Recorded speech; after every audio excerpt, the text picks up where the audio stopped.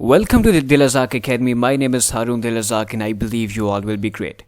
آج ہم طیب اردوغان کی اسپیچ کو ڈسکس کرنے جا رہے ہیں جو کہ انہوں نے 75th session of general assembly کا جو سیشن تھا اس میں کیا and it was held on 23 September 2020.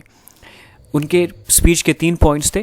First Kashmir, second Islamophobia and third Palestine. ہم ان تینوں ایشوز کو ان کی اسپیچ کے تناظر میں دیکھتے ہیں کہ انہوں نے کیا کہا. سب سے پہلے انہوں نے کہا کہ Kashmir is burning issue and this issue is key to stability in South Asia.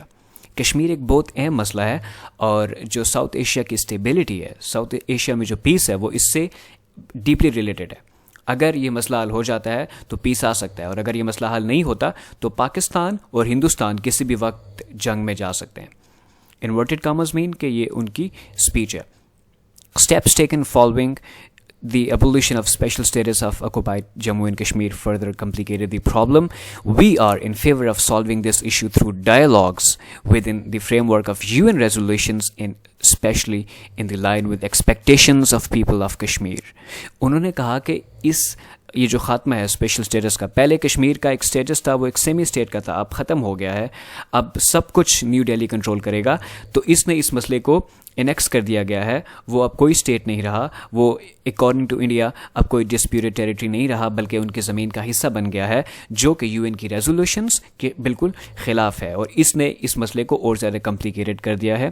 ترکی کہتا ہے کہ ہمارا ہمیشہ سے یہ پوائنٹ آف ویو رہا ہے کہ اس کو ڈائلاگس کے تھرو حل کیا جائے, اور UN کی جو ریزولیشنس ہیں ان کے تھرو, اور سب سے اہم جو کشمیری جو چاہتے ہیں جس طریقے سے اس مسئلے کو اس طرح حل کیا جائے.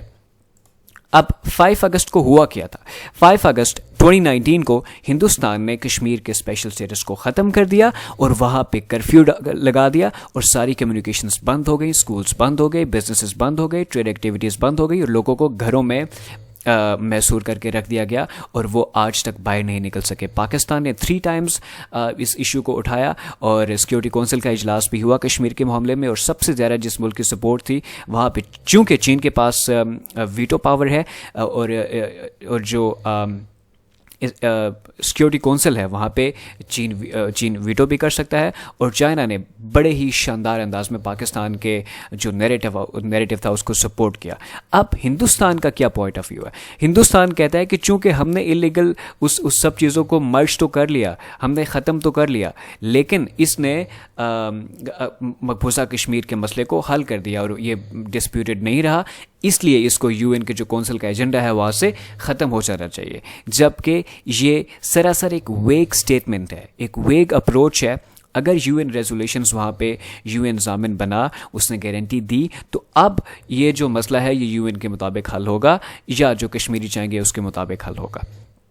اب ترکی نے پہلی دفعہ نہیں ہے, ترکی نے اس سے بھی پہلے کئی دفعہ پاکستان کے نیریٹو کو سپورٹ کیا, اور پاکستان کے کشمیر کے نیریٹو کو سپورٹ کرنے کی وجہ سے انڈیا اور ترکی کے جو ٹریڈ ریلیشنز تھے وہ خراب ہو گئے, کافی حد تک ٹریڈ نیچے گر گئی, لیکن ترکی نے اس کی پرواہ نہیں کی, ترکی اور ملیشیا نے اس کی پرواہ نہیں کی, اور انہوں نے کشمیر کو سپورٹ کیا. اب پاکستان کی طرف سے رسپانس جو تھا وہ تھینکفل تھا, انہوں نے اپریشیٹ کیا اس چیز کو, اور جو انہوں نے اسپیچ کیا پرائم منسٹر صاحب نے اس کو, پاکستان کے جو پرائم منسٹر عمران خان صاحب ہیں انہوں نے اسپیچ کو اپریشیٹ کیا. اب ہندوستان کی طرف سے رسپانس کیا تھا؟ ہندوستان یہ سمجھتا ہے کہ کشمیر اب دیکھیے نا ہیپوکریسی کتنی ہے. سم ٹائمز وہ ہندوستان UN میں جاتا ہے, سم ٹائمز وہ اس کو اپنا انٹرنل ایشو کہتا ہے, سم ٹائمز وہ کہتا ہے کہ یہ ہمارا بائیلیٹرل ہے, ہم اس کو حل کر لیں گے, اور ہر دفعہ وہ ایک نئی بازی لیتا ہے, ایک نئی طرف اس مسئلے کو لے کے جاتا ہے.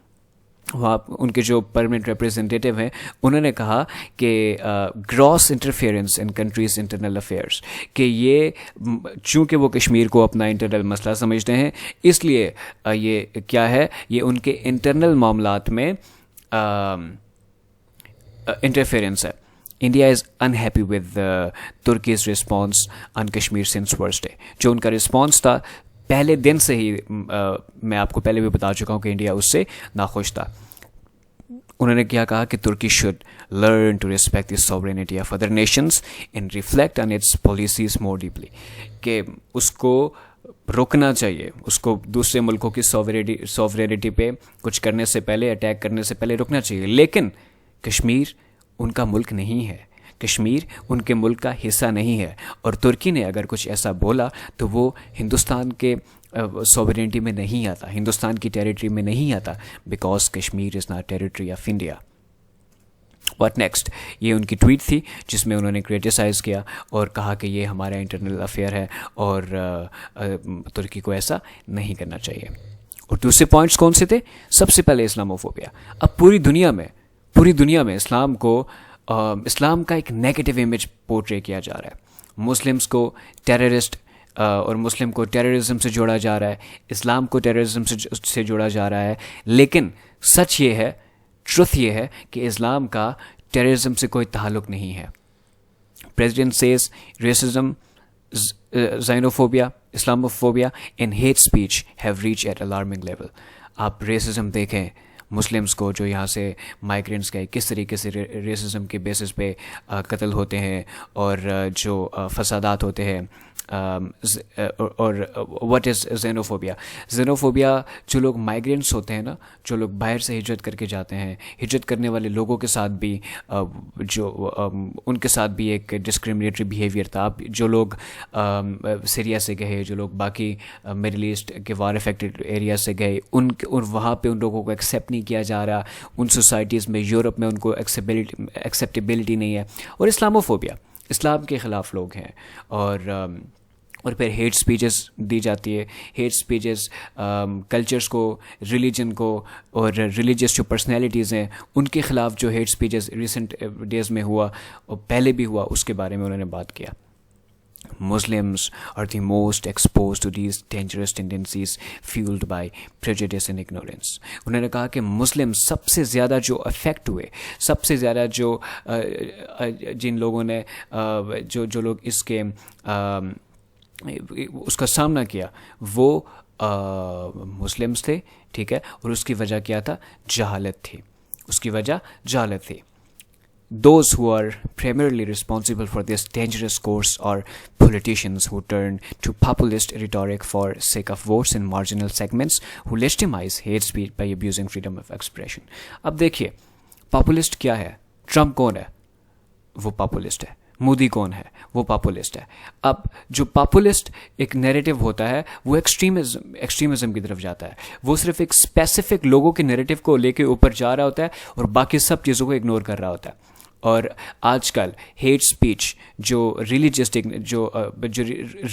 پرسنالٹیز ہیں، جیسے کہ ہمارے پروفٹ پیس بھی امان اہم ہیں، ان کی شان میں گستاخیاں ہوتی ہیں، ان کے بارے میں نیگیٹو چیزیں کہی جاتی ہیں. اور یہ کس زمرے میں آ کے کہی جاتی ہیں؟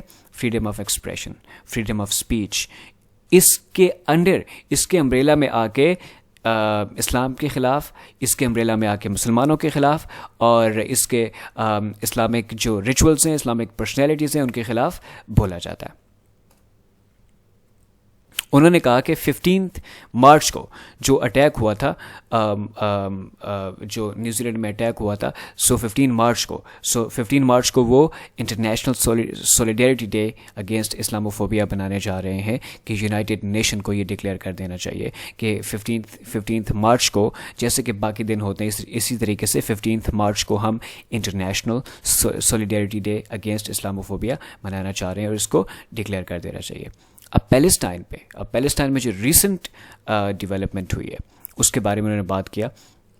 Speaking of the conflict between Israel and Palestine, he said it could only be solved when an independent, sovereign Palestine with geographical continuity in East Jerusalem as its capital. اب ایسٹ جیروزلم جو مشرقی جیروزلم ہے جس میں مسجد اقصیٰ بھی آتی ہے، تو ایک ایسی اسٹیٹ، ایک ایسا پیلسٹائن آنا چاہیے. اس کا سلوشن انہوں نے بتایا کہ جو انڈیپینڈنٹ ہو، ساورن ہو، اس کی جو کرنٹ جغرافی ہے وہ ہونی چاہیے غزہ اور ویسٹ بینک، اور ایسٹ جیروزلم جس میں مسجد اقصیٰ آتی ہے وہ ان کا کیپٹل ہونا چاہیے.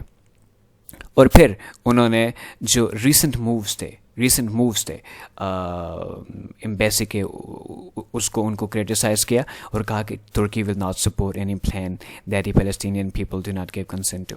کہ ترکی ہر اس قدم کو، ہر اس موو کو ایکسیپٹ نہیں کرے گا جو کہ